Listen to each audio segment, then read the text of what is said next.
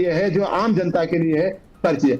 रही बात अब गैस का, देखें गैस में क्या होता है कि गैस में और ऑयल, क्रूड ऑयल में जरा सा अंतर है। गैस वाला जरा सा इश्यू ये है कि वहां से जो कतर से ज्यादातर गैस वहीं से आती है, और वो बंद कर दिया, बोला कि अगर युद्ध खत्म होगा तो भी हमको 1 महीना जो है। तो भारत सरकार ने एक प्रकार से प्रिकॉशनरी मेजर्स भी लिया कि रेट बढ़ाओ ताकि लोग कम से कम यूज करेंगे। कुछ उन्होंने राशनिंग भी कर दी है, कुछ स्टेट ने राशनिंग भी कर दी है।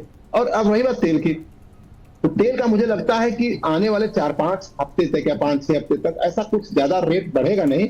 और इसी इन द मीन टाइम कोई न कोई एक वे आउट भारत सरकार जो है अपना चैनलाइज करके रसिया से, क्योंकि रसिया से रिलेशन अच्छे हैं, तो भारत सरकार को रसिया ब्लैकमेल नहीं करेगा। ये मेरा अपना पर्सनल अंडरस्टैंडिंग है कि रसिया ब्लैकमेल नहीं करेगा, क्योंकि केमिस्ट्री जो बनाते हैं मोदी जी, वो केवल एक स्ट्रेटेजी नहीं बनाते, बहुत पर्सनल केमिस्ट्री बनाते हैं।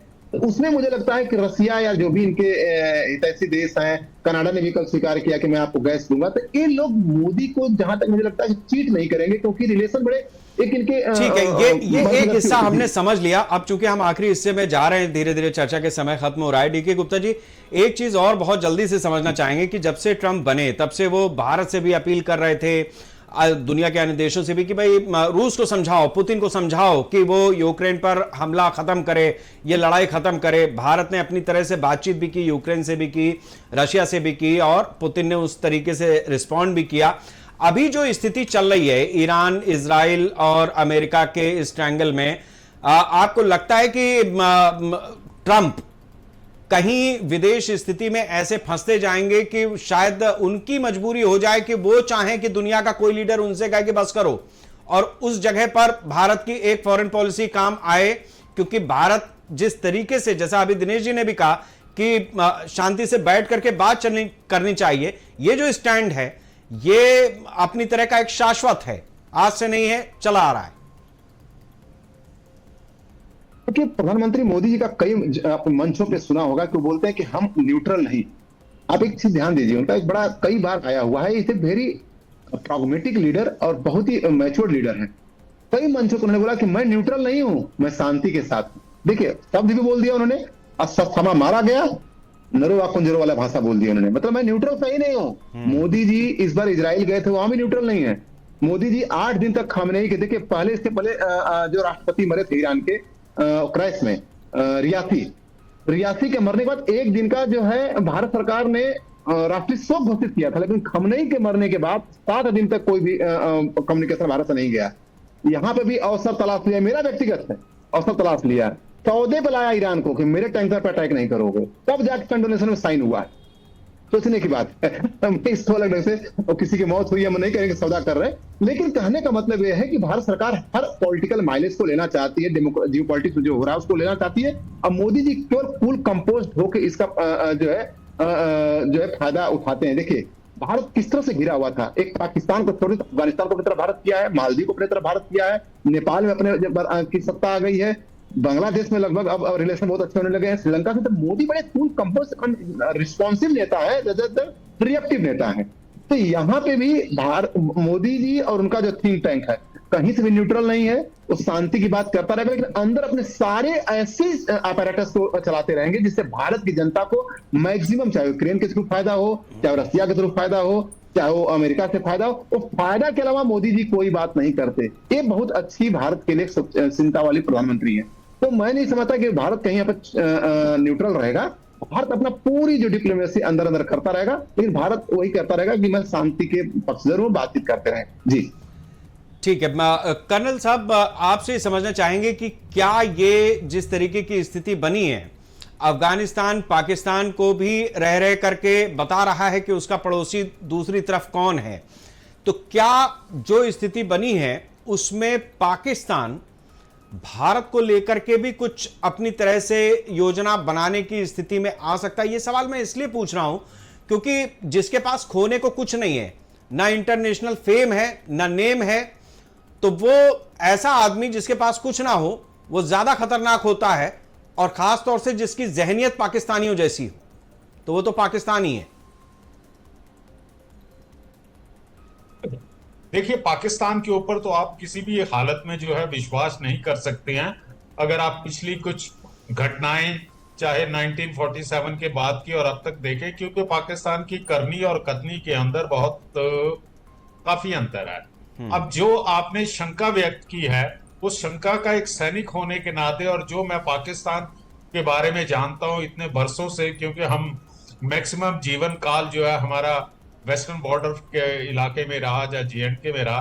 देखिए साहब, ऐसा है कि पाकिस्तान के अंदर जब तक आप पाकिस्तान आर्मी की कमर नहीं तोड़ते, आप तब तक जो है भारत देश पूरी तरह से सुरक्षित तो नहीं मैं कहूंगा, तब तक जो है वहां से किसी प्रकार के इरिटेंट्स आने तभी बंद होंगे। अब प्रॉब्लम यह है कि पाकिस्तान आर्मी ने एक प्रकार से, जिसे कहते हैं ना कि जिसके मुंह को खून लग जाता है, वो उनको लग चुका है और वो किसी भी हालत के अंदर बैरक में वापस जाना नहीं चाहेंगे।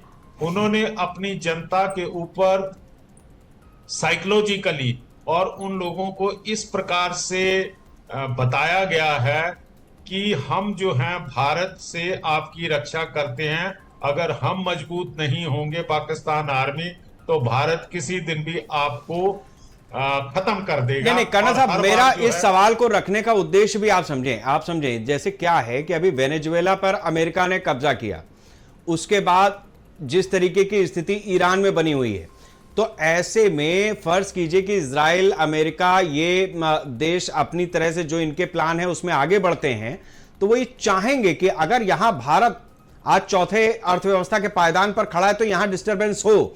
ऐसे में जब तेल उनके पास है, मार्केट उनके पास है, तो वो पाकिस्तान को डॉलर की एक गड्डी देंगे जिसमें से सिर्फ $1 निकाल करके, और पाकिस्तान भारत पर स्लीपर सेल को जगा करके और अपना काम लगाने में पर्याप्त होगा उसके लिए उतना। मतलब गड्डी में से सिर्फ $1 खर्च करना है, बाकी वो आपस में बांटेंगे। तो ये अमेरिका भी जानता है। मैं इसीलिए मेरे सवाल पूछने का मकसद था वो ये था कि कहीं ऐसा तो नहीं कि वो जो दूर का खतरा है उसको हमारी सेना या हम न भांप पा रहे हो, क्योंकि अमेरिका इतना शांत बैठेगा नहीं, वो दर शातिर है। वो मतलब 10 पाकिस्तान खत्म होंगे तब एक अमेरिका पैदा हुआ होगा।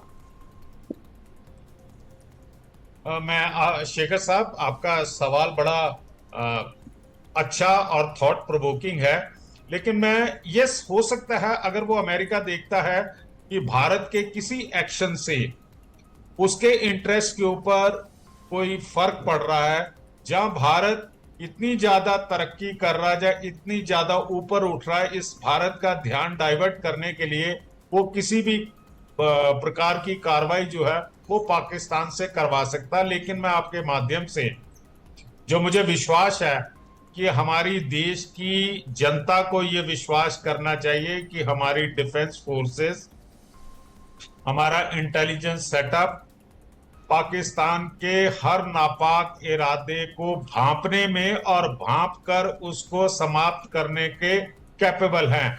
मैं ज्यादा अपनी भारतीय सेना का एक जीता जागता उदाहरण जो आपने मई लास्ट ईयर देख लिया हुआ था, और मैं यहां पर एक बात जोड़ना चाहता हूं कि ये जितने भी डेवलप्ड कंट्रीज हैं, जैसा कि अमेरिका ने अभी ईरान में किया, अरे भाई हमसे सीखो। हमने अपने इरादे जो है पहले से क्लियर थे कि हमने टेररिस्ट कैंप के ऊपर स्ट्राइक करनी है, हमने किया। उसके बाद उसने रिटेलिएट किया तो हमने उसके आर्मी बेसिस को बर्बाद किया। हमने अपना ऑब्जेक्टिव जब पूरा कर लिया, वो हमारे पास घुटने टेकता हुआ आया पाकिस्तान, हम उसी समय मान गए कि यस हम सीज फायर हो गया। तो आप जब अपने ऑब्जेक्टिव पूरे कर लेते हैं, वही एक कामयाबी की निशानी है। लेकिन पाकिस्तान के ऊपर आप यकीन कर नहीं सकते। ठीक है, मतलब वो तो है ही है, वो ठीक बात है कर्नल। जब मैं जो ऑब्जेक्टिव है डीके गुप्ता जी, मैं बिल्कुल लास्ट मिनट में हूं। एक तो जो बात आप कहना चाह रहे थे उसको इसी सवाल में आप कुछ कहना चाह रहे थे, आप कह दीजिएगा। लेकिन जो स्थिति है उसमें यह तो क्लियर है कि यह पूरा खेल पैसे का है, और जिस तरीके की स्थिति बनी हुई है उसमें कोई उनका इंटरेस्ट ऐसा नहीं था कि वो किसी आतंकवादी अड्डे को नष्ट करने जा रहे थे। वो पूरा खेल इकोनॉमिक है। तो यहां जो सवाल मैंने अभी कर्नल साहब से रखा था, वही चीज मैं आपसे भी समझना चाहूंगा, क्योंकि ये एक फॉरेन पॉलिसी का भी मैटर है। डिफेंस हमारा मजबूत होगा, लेकिन फॉरेन पॉलिसी की भी भूमिका यहां पर बड़ी महत्वपूर्ण होगी। जी शेखर जी, मुझे इतने दिन से डिबेट कर रहा हूँ, ये प्रश्न बहुत किसी ने पूछा नहीं, और कल मैं एक चैनल पे 1 घंटे इस पर डिस्कशन कर रहा था, और मुझे बार बार उकसाया जा रहा था एज ए फॉरेन एक्सपर्ट कि आप भारत रिएक्ट क्यों नहीं कर रहा। भारत रिएक्ट नहीं कर रहा, अमेरिका ने ऐसा बोल दिया, अमेरिका ने तेल के लिए बोल दिया, भारत रिएक्ट नहीं, जो देश रिस्पॉन्स करता रिएक्ट नहीं करता है। आप बहुत बढ़िया बात बताए हैं कि पाकिस्तान के थ्रू, कभी बांग्लादेश के थ्रू, कभी अफगानिस्तान के थ्रू भारत के लिए प्रॉब्लम क्रिएट की जा सकती है वेस्ट हेजेमोनी के द्वारा। अगर भारत उस रास्ते से, बोलते हैं ना, everybody like to be a successful person but everybody dislike a successful person. तो चाहे अमेरिका हो, चाहे जापान हो, चाहे फ्रांस हो, चाहे रसिया, जब भारत उस गति से बढ़ने लगेगा, तो जब आदमी ऊपर उठता है तो लोग उसको गिराने की कोशिश करते हैं। तो पाकिस्तान एक टूल हो सकता है, कोलंबो एक टूल हो सकता है, और हमको अपने यहाँ नीति निर्धारकों को इस समझ में रखना चाहिए, दोस्ती करो, एक साथ खाना खाओ, लेकिन एक चीज जरूर अपने पास रखिए कि हमारे साथ जो है घात कभी भी हो सकता है, और हम प्रिपेयर करें। हमारी फौज जरूर उस काबिल है कि हम कुछ नहीं करें, क्योंकि हम फौज को उस आग के पास आने ना दे अपनी, क्योंकि डिप्लोमेसी जब फेल होती तब फौज आती। तो हमको डिप्लोमेसी को ऐसा बना के रखना है, और अपने इकोनॉमिक रेजिलियंस को ऐसा बना के रखना है। हमको अपनी R&D 5.67 से 5 पॉइंट ले जाना है, ताकि हम चाइना के बराबर टक्कर का हथियार बनाएं, अमेरिका के टक्कर का हथियार बनाएं। अब हम जो कि 648 बिलियन हजार करोड़ थे, हम आज 32 जो हजार डिफेंस का एक्सपोर्ट किए हैं। हम इस तरह का देश बने कि हम गूगल के चीफ नहीं बने, हम गूगल बनाए।